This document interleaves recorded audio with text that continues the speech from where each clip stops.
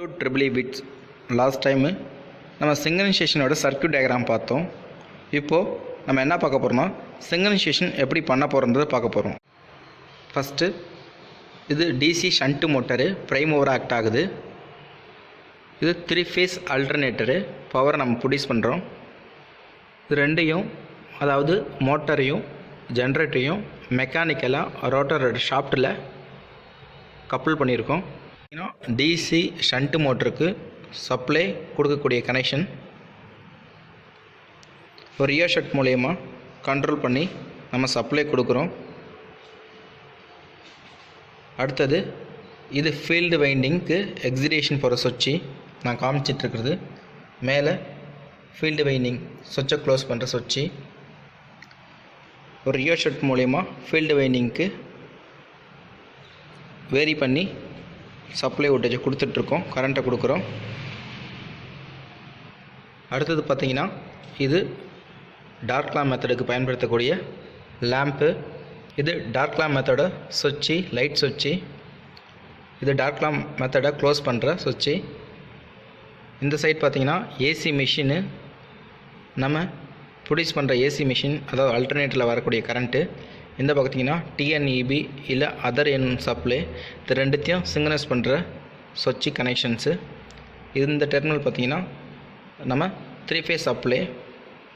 இந்த அம்மீட்டரை நான் எதுக்கு வச்சுருக்கேன்னா ஃபீல்டு எக்ஸிடேஷனுக்கு போகிற கரண்ட்டை மெஷர் பண்ணுறதுக்கு.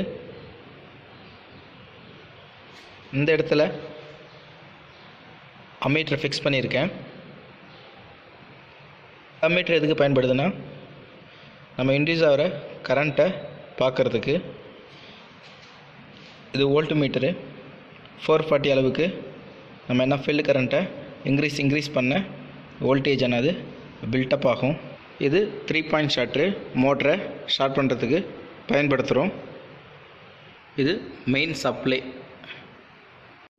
First DPST double pole single throw சுவிட்சை க்ளோஸ் பண்ணி மோட்டருக்கு சப்ளை கொடுக்குறேன், அதாவது ப்ரைம் ஓவருக்கு.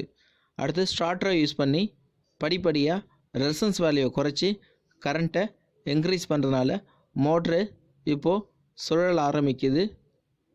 அது ரேட்டட் ஸ்பீடுக்கு வர வரைக்கும் நம்ம ரியோ ஸ்டார்டரை ஃபுல்லாக ஹேண்டில் ஆன் பொசிஷனுக்கு கொண்டு போயிட்டேன். இப்போது மோட்ரு சுற்றுது. அடுத்தது ஃபீல்டு எக்ஸிடேஷன் கொடுக்குறதுக்காக ஃபீல்டு எக்ஸிடேஷனுக்கு ஒரு டிசி சப்ளை கொடுக்குறேன். சுவிட்சை க்ளோஸ் பண்ணிவிட்டேன், டிபிஎஸ் சுவிட்சை க்ளோஸ் பண்ணிவிட்டு ரியோ ஷாட் மூலயமா கிராஜுவலாக நான் என்ன பண்ணுறேன், ஃபீல்டு எக்ஸிடேஷன் கொடுக்குறேன், டிசி சோர்ஸை கொடுக்குறேன். டிசி சோர்ஸை கொடுக்கும்போது வோல்டேஜ் வந்து படிப்படியாக இன்க்ரீஸ் ஆகுது. இன்டியூஸ் இஎம்எஃப் 3 ஃபேஸ் ஆல்டர்னேட்டரில் படிப்படியாக இன்க்ரீஸ் ஆகுது. 440 ஆர் 430 420 வரைக்கும் வரைக்கும் என்ன பண்ணுறேன், வோல்டேஜை இன்க்ரீஸ் பண்ணுறேன். அப்போது ரியோ ஷாட் மூலயமா கரண்ட் ரேட்டிங்கை கொடுத்துட்ருக்கேன். இப்போ பார்த்தீங்கன்னா 420 வரைக்கும் வச்சிட்டோம். ஏன் 420 வச்சுருக்கோன்னா நம்ம டிஎன்இபியில் வர சப்ளை இப்போதைக்கு 420 தான் கிடைக்குது. ஸோ அதுக்கு ஈக்குவலாக நான் என்ன பண்ணுறேன், 420 வச்சுட்டேன். அடுத்தது 3 ஃபேஸ் சப்ளைவை சுவிட்சை க்ளோஸ் பண்ணி ரெடியாக வச்சுருக்கேன். ரெடியாக வைக்கும் போது ஃபேஸ் சீக்வன்ஸு சரியாக இன்னும் இல்லை. இப்போ சிங்க்ரனஸ் சுவிட்சை க்ளோஸ் பண்ணுறதுக்கு 4 கண்டிஷன் வேணும்னு நான் சொல்லியிருந்தேன். Same voltage, same frequency, same phase sequence. So அதனால் ப்ரைம் ஓவரில் 50 ஹெர்ட்ஸுக்கு வர வரைக்கும் நான் 1500 ஆர்பிஎம்மில் மோட்டரை கரெக்டாக இப்போ ஃபிக்ஸ் பண்ணிக்கிட்டேன். ஃபிக்ஸ் பண்ணோடனே சிங்க்ரனைசேஷன் பண்ணுறதுக்கு ரெடியாக லைட் வந்து சீக்வன்ஸாக ஆன் ஆகி ஆஃப் ஆகி எரியுது. இப்போ சிங்க்ரனைசேஷன் கொஞ்சம் க்ளோஸ் பண்ண போகிறேன். நான் பார்க்குறேன் டார்க் லேம்ப் மெத்தடுங்கிறதுனால எப்போ டார்க்காக வர நேரத்தில் சுவிட்சை கரெக்ட் நேரத்தில் க்ளோஸ் பண்ணுறதுக்கு ரெடியாக வச்சுருக்கேன். இப்போ பார்த்தீங்கன்னா டார்க்காக ஆகலை, ஆயிடுச்சு. சுவிட்சை நான் க்ளோஸ் பண்ணிட்டேன். ஸோ இதன் மூலயமா டார்க் லேம்ப் மெத்தடு சக்ஸஸாக நம்ம பண்ணி பார்த்துட்டோம். இப்போ சிங்க்ரனைசேஷன் கரெக்டாக பண்ணியாச்சு.